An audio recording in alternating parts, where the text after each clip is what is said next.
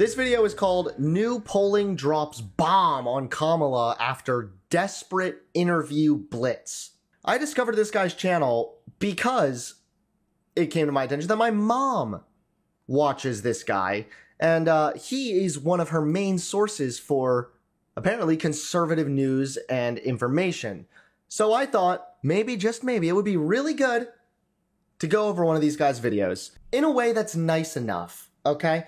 In a way that is polished enough that my dear mother could even be watching this and will not take offense to my usually very offensive language. New polling drops a bomb on Kamala Harris's campaign after her recent interview blitz from this week. She made appearances on shows like The View, Stephen Colbert, and Howard Stern. However, the attention from these appearances are now being overshadowed by damning information in these polls. So what we're going to do first is look at some of the most cringy highlights from these interviews, talk about these polls, and I think it's best to start with the question she is asked the most, which is, what are the policy differences between her and Joe Biden? Watch. A lot of people, especially independent voters, really want this to be a change election, and that they tend to break for you in terms of thinking about change. You are a member of the President administration. Under a Harris administration, what would the major changes be, and what would stay the same? Sure. Well, I mean, I'm obviously not Joe Biden. I know. And so that would be one change in terms of... But also, I think it's important to say with, 28 days to go, I'm not Donald Trump. And so when we think about the significance of what this next generation of leadership looks like, were I to be elected president, it is about, frankly, I love the American people, and I believe in our country. I love that it is our character and nature to be an ambitious people. We have aspirations. We have dreams. We are we have incredible work ethic, and I just believe that we can create and build upon the success we've achieved in a way that we continue to grow opportunity, and in that way grow the strength of our nation. Okay, so I had to take the clip from Megyn Kelly, by the way, because I loved her reaction, because that's exactly how I felt. Where was the answer for that question? So, for example, my economic policies, I think of it, and I've named it as creating an opportunity economy. So it's about things like investing in small businesses. I love our small businesses. My plan includes extending a tax deduction for startup small businesses to $50,000 instead of what currently it is at $5,000, because nobody in 2024 can start up a small business with $5,000. We don't have enough housing. We have a housing shortage. So part of my plan is to work with the private sector, with builders and developers, to build 3 million more homes by the end of my first term, and to give first-time home buyers a $25,000 down payment assistance so they can just get their foot in the door to home ownership, which is the fastest and the most efficient way for people to build intergenerational wealth. We are left with two choices, okay? This isn't whataboutism, because it's not just what about some random person. This is what about Trump? Does Trump answer questions straight up? No. Donald Trump dodges questions all the time. Trump also never gives answers, and even when he does give answers, they're usually nonsensical. You're telling me the answer is just that you're not Joe Biden and you're not Donald Trump. That's your answer to independent voters out there, that you're trying to get them to vote for you? I mean, I know you're desperate because you got Liz Cheney out there campaigning for you. So I think you'd be desperate for these independent voters. But hey, I guess not, because this is why she hasn't made these appearances until now, because clearly polling is showing that she needs to get out there like yesterday. And we're going to show you some of those polls, of course. But when you're doing it at the last minute and you're doing it off the cuff, which is what you're not strong in, you end up sounding like this. And that means you're just delivering another word salad. People are making fun of you once again. And your message... Are we seriously going to talk about word salad? When again, the only alternative comparison here is Donald fucking Trump? What about Donald Trump saying, I have a concept of a plan? But this next clip, which was from Howard Stern, once again she focuses all of her attention on Trump instead of focusing on what she's going to actually do. Watch this. You know, Howard, people ask me, like, what do you think is going on, and what is the tension here? What's at stake? And there are many things, and I can be much more articulate than what I'm going to say. But ultimately, I do believe that this is an election that is about strength versus weakness. Yeah.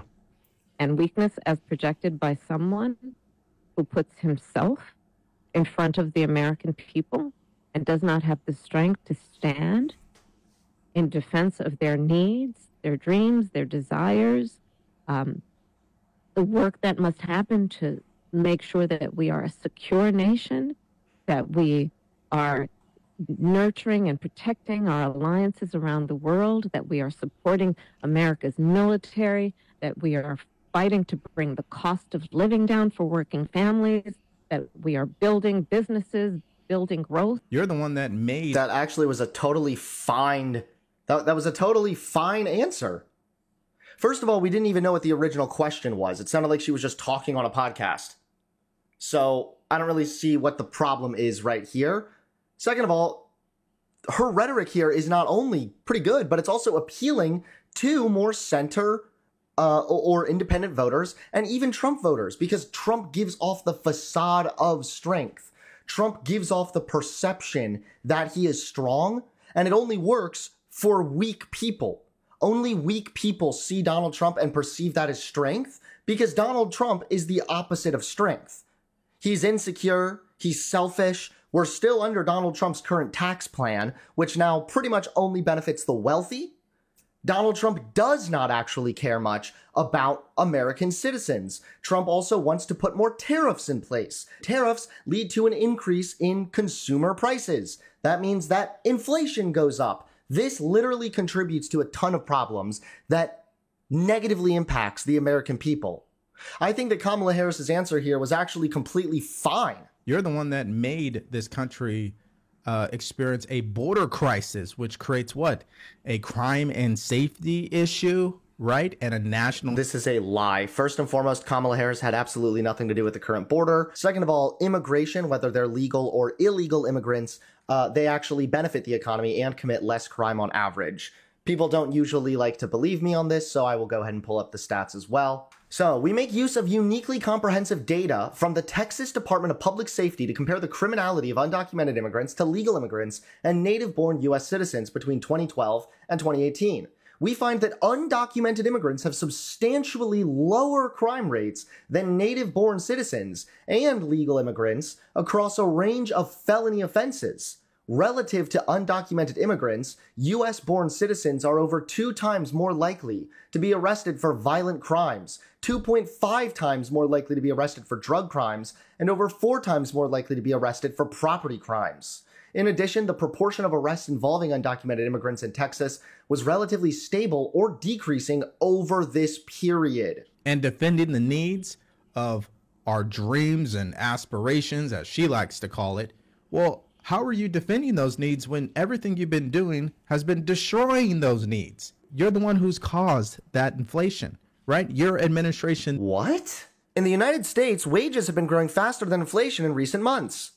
Median real wages, which are wages adjusted for inflation, have only grown by 0.8% over the last year. However, they've also surpassed inflation for the past 2 years.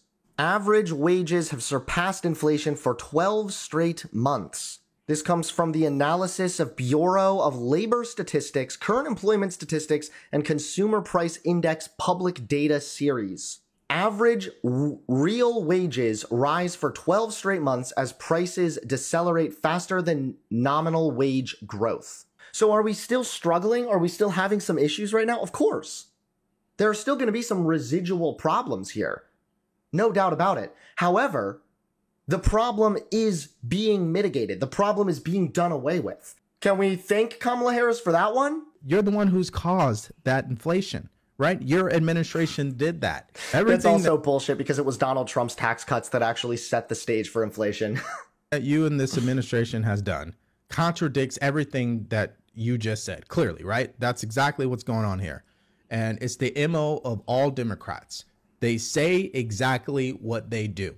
They accuse Trump of being a threat to democracy, but they are the true threat to democracy. They accuse Trump of creating a crime and safety issue. Wait, a threat to democracy? So when Donald Trump calls up his vice president and commands him to not certify the election, is that not a threat to democracy? You can't just point your finger and be like, nuh-uh, no you.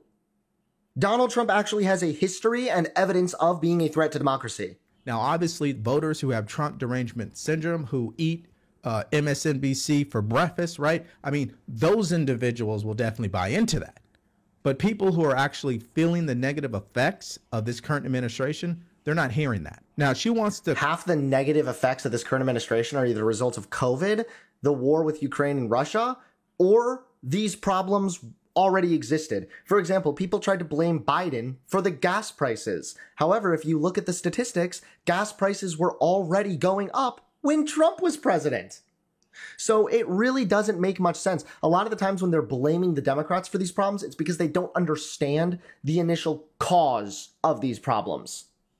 Call Trump weak, but I believe she's the weak one, especially when CBS, and we're talking about 60 Minutes, when they have to go out of their way to edit their interview with you in so many different ways that they lost track, and they ended up posting 2 different versions and it went viral. How weak are you? Every 60 Minutes is edited. Take a look at this. But it seems that Prime Minister Netanyahu is not listening.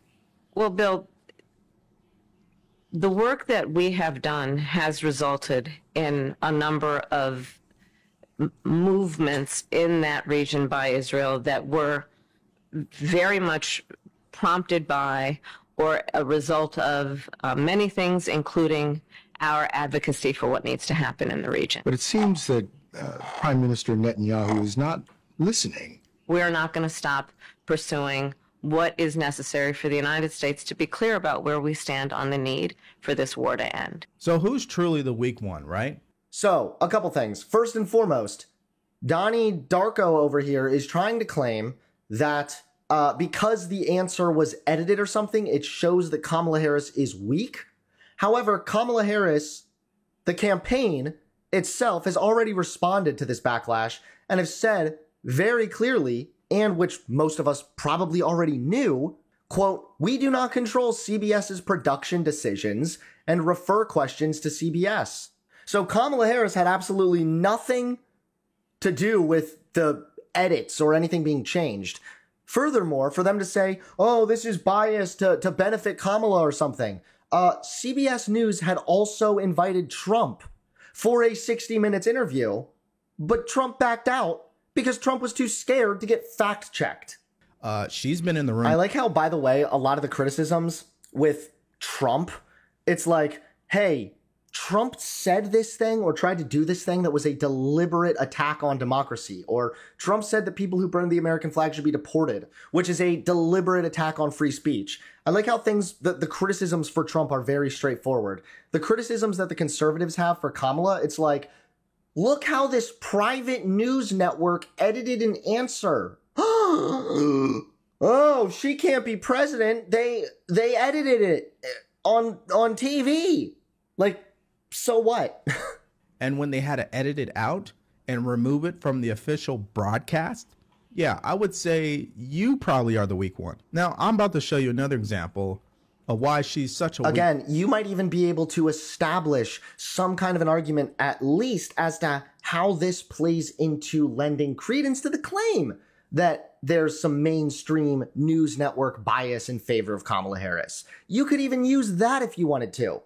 But for you to say that Kamala Harris is a coward because of this, Kamala Harris has no say in how the television interview is edited. Because only a weak leader would be going on to a late night show to crack open a beer while there are people preparing to be hit by a historic hurricane in Florida, where your opponent is actually opening his resort to local linemen to respond to the hurricane.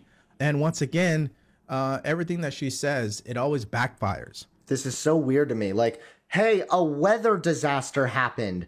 How dare you continue your campaign? Trump just had a rally yesterday, right? Didn't Trump just do an exclusive interview the other day? And again, for him to act as though Kamala Harris isn't doing anything to help with the hurricane, she's just going on TV or something, it's just not true. In fact, Florida Governor Ron DeSantis isn't even answering the phone when Kamala Harris is trying to reach him.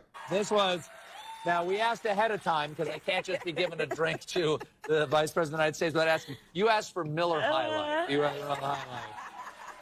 I'm just curious. Okay, the last time I had beer was at a baseball game with Doug. Okay, so cheers. There you cheers. Go. There you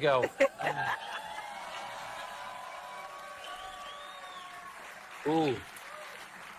That tastes like the beautiful city of Milwaukee, Wisconsin. Champagne and beers. There you go. Yeah, so what... Oh my God. Somebody who's running for president acting human?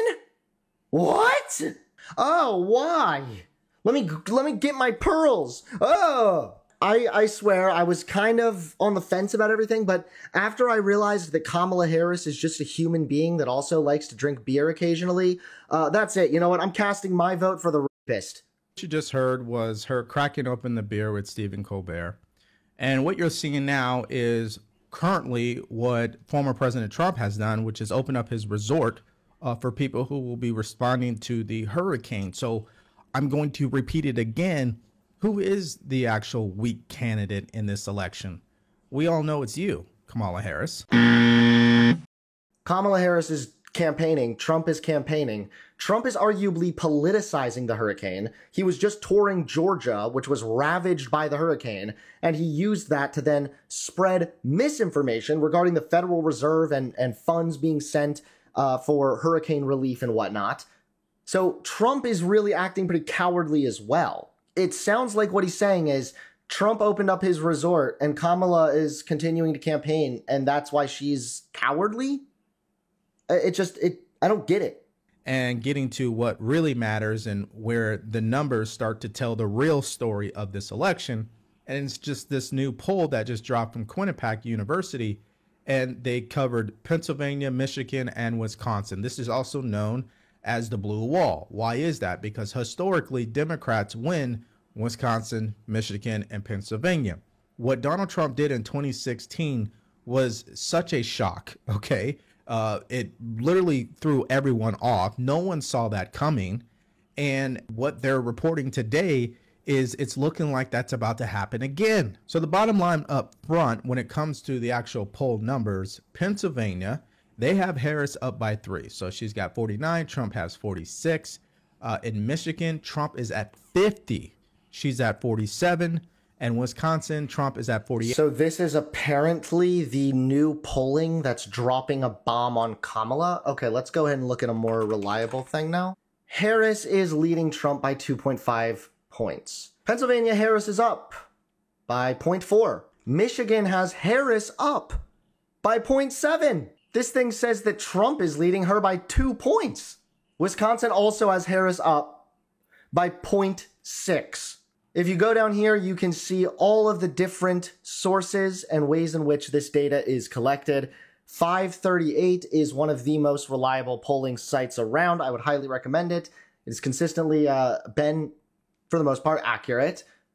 And so, when we look at this, the far more accurate thing, it actually shows that Harris is still leading in, well, actually, every swing state mentioned here.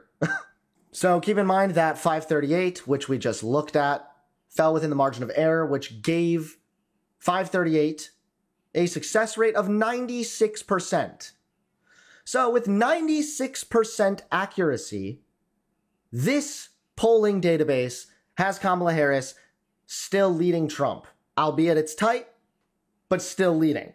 And I'm sure it's only a matter of time until everybody says that 538's biased or something.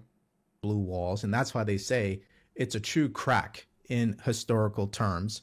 Now, if you're a visual person like me, what does this look like in reference to the Electoral College that Tim Walz wants to abolish, by the way? So according to realclearpolling.com, this is where they have it. No toss-ups. If everything goes exactly the way that it says today, based on the averages, this would be the end result. So Trump and Vance would be at 296 and Harris and Walz would be at 242. Okay, so that's why we've been seeing this all of a sudden desperate attempt to appear on the softball TV shows or podcasts. Wait. The title is New Polling Drops Bomb on Kamala After Desperate Interview Blitz? But now you're saying because she's falling in the polls, that's why she's doing the Desperate Interview Blitz?